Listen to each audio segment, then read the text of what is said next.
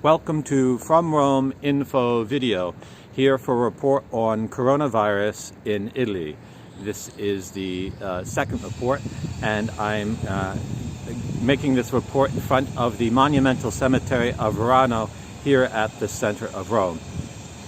As you might know, the coronavirus, or the Wuhan virus, comes from Wuhan, China, and according to experts, it is the virus that was bioengineered in the biologic warfare lab of the Chinese military there, being a derivative of SARS and having a special ability to attach to a certain protein that's found in human lungs. It was released either intentionally or accidentally in the city of Wuhan in December. The first case might have been the 27th of November. But certainly by the beginning of December, cases were coming in. It is a virus that has a particular ability to cause severe respiratory dysfunctional syndrome, in which the virus attacks the defensive cells of the lung, which they themselves start excreting massive amounts of mucus to defend against it. A person in good health can survive this because his immune system will respond quick enough to thwart the attack. But someone who does not will have their lungs break down and dissolve, and it results in high levels of death of those categories of people. Mostly here in Italy, it's 80% men, and they're over 60 years of age. Around the world, we're seeing the same thing, over 60 people with comorbidities of lung problems, heart problems, cancer problems, and lacks of immune defense, among other things, diabetes, anything that would make them susceptible. People who are not properly or well nourished, or living in climates that are heavily, have high levels of humidity and bad smog problems. The good news in the reports are that scientists around the world, medical doctors, are observing that use of hydrochloroquine, zinc, and erythromycin together are producing 100% survival rates for those who are infected by this virus. The virus is not more lethal than the common cold, according to new studies of experts. It is only about maybe a tenth as deadly as the common winter flu. But because it comes on, because within the first 5 days you can die from it, it is much more risky than a normal cold or a normal flu. You must respond immediately as you sense the symptoms, which generally are a dry cough, a fever, can be diarrhea, and in some people a loss of the sense of smell and taste. The treatment proposed with hydrochloroquine is a 5-day treatment. It only costs $20 with that and zinc and erythromycin, and it is producing near 100% cure rate on this. Not because it cures the disease, but because it gives the body time to defend itself against disease and thus prevent the collapse of the cells in the lungs, which cause the suffocation of individuals. People who die of coronavirus are dying literally of suffocation. Here in Italy, the panic, I'd say, is at the highest levels. It's gripped the government, who doesn't seem to know how to respond to the crisis. It's gripped the hospitals, who are just trying to alleviate the symptoms of the patient, but not actually solve the situation. I haven't had any reports yet of the use of the hydrochloroquine here in Italy, which they certainly have, because it is an anti-malaria medicine, and Italy has suffered from malaria for centuries. The doctors at the Bergamo Hospital, John III, actually put out a document stating that they're convinced their hospital is completely contaminated with the virus. It's highly infectious.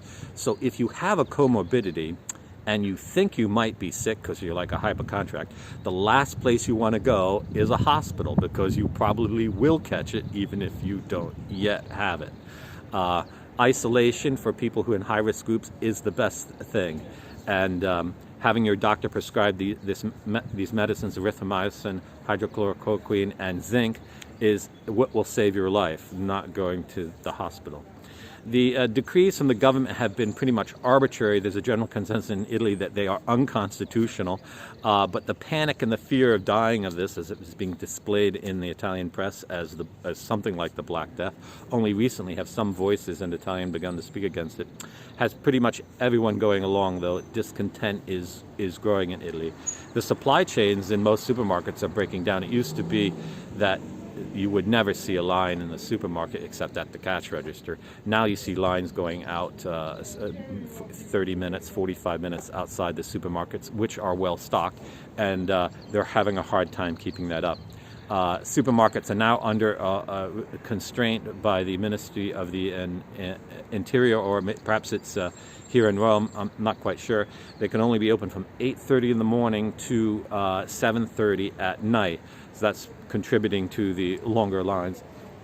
And it's forcing the elderly, who are high risk, to stand out in the winter cold for a long period of time and get exposed and have to buy all their groceries in one week at one visit, because Italians normally are going to the supermarket every day, not once a week like in the United States and other parts of the world. Here in Rome, there's not much information yet on how many clergy have come down to it. It has been reported that 6 at the Vatican have coronavirus, and that the acting Vicar General, Angelo De Donatis, has come down with it, and his 5 helpers are under quarantine. It seems that coronavirus came to the Vatican through a Monsignor from Bergamo, who was going to inform the Vatican on the health situation there, and unwittingly carried it, because before you feel the symptoms, you're already contagious with this disease. Even though the news that there is now a potential cure for the disease is made in the international press, the Italian government seems not yet to have even taken account of it. The Italian Prime Minister, whose technical title is President of the Council of Ministers, is a lawyer, and he's obviously shown himself not qualified to respond to this crisis. The amount of deaths in Italy is running at about 10% of patients who are diagnosed with it, and that is because they're not really diagnosing it. The tests being used are giving a false positive, and only about 12% of the actual people dying on their death certificate said they died of coronavirus, which means the massive respiratory failure is the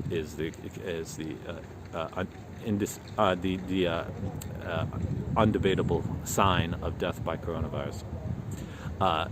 But there are more and more people going out. The new restrictions here in Italy, you can go for a walk, you can go to church if you're on the way to work or a supermarket, but pretty much else, everyone's confined to a house, and that's driving a lot of Italians crazy, because Italians are outdoor people, they're very social people, and at first, the only people violating the decree you could see maybe at midnight were drug dealers in certain quarters of the city.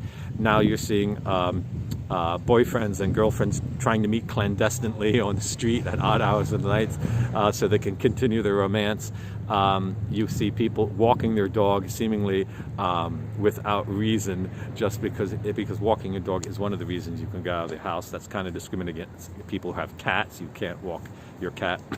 But it is known that dogs and cats can carry the virus, so if you have an animal, it might be wiser to keep it indoors so it doesn't catch it and bring it home. The coronavirus is more than just the virus, okay? We've known about coronaviruses, the species of virus, for decades at least, and this one isn't really that dangerous, but we have to talk about the corona hype, the corona panic, and the corona stunt. Corona stunt is a term by Frank Walker at Canon 212, and it's a good thing because it's being hyped politically for a reason.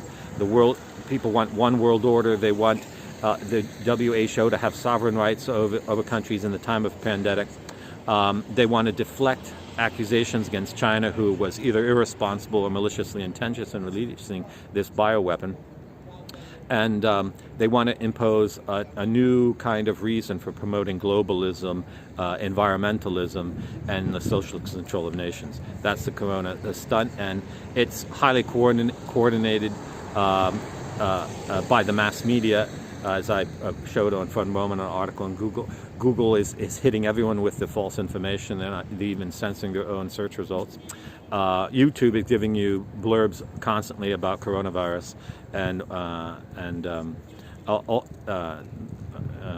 Twitter is censoring anyone who says anything against the narrative, including the president of Brazil, which is completely outrageous. That's the corona hype.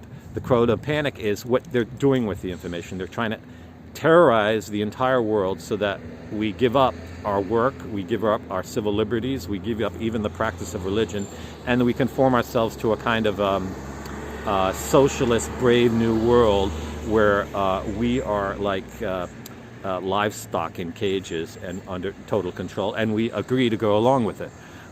Even the rights of civil assembly in most nations have been abolished, and which is completely outrageous, and no one would accept it if they didn't first buy into the lie that this is a plague and it's going to kill everyone. So more people have died from the winter flu last year in the world than have died and probably will die of coronavirus this year and ever.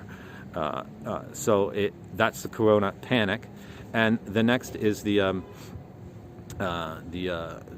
corona stunt, the corona hype, and the corona panic are the three things.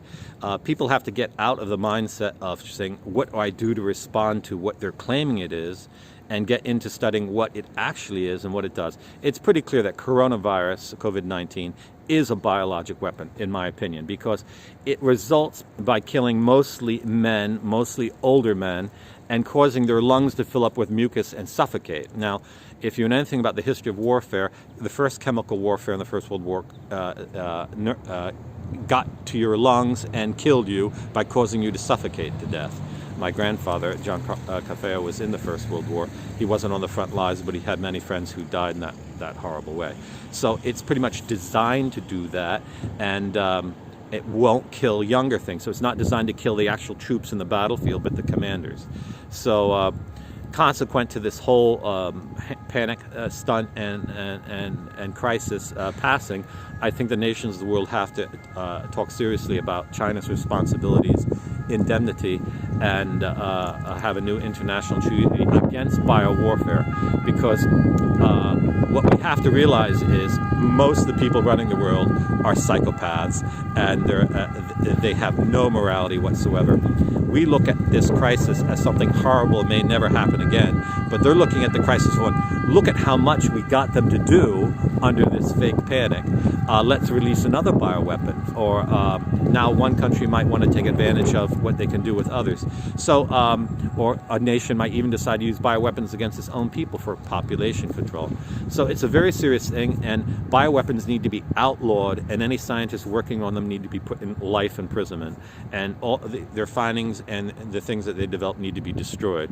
No one should be allowed ever to develop things like this or genetically modify dangerous viruses or bacteria in such a way as to actually target proteins in the human body. That is vicious, it's completely immoral, and it's demonic. So this is, my name is Brother Alexis Buñuelo. This has been my report for From Rome.Info video here in front of the monumental cemetery of Verano in Rome, Italy on the coronavirus.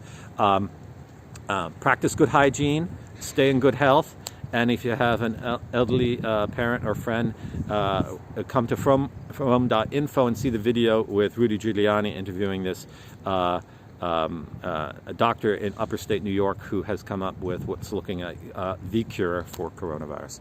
God bless. Ave Maria.